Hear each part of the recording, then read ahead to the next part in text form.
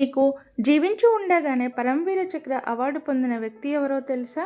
ఈయనే రామ రఘోబా రానే గారు. ఈయన జూన్ 26, 1918లో కర్ణాటకలో జన్మించారు.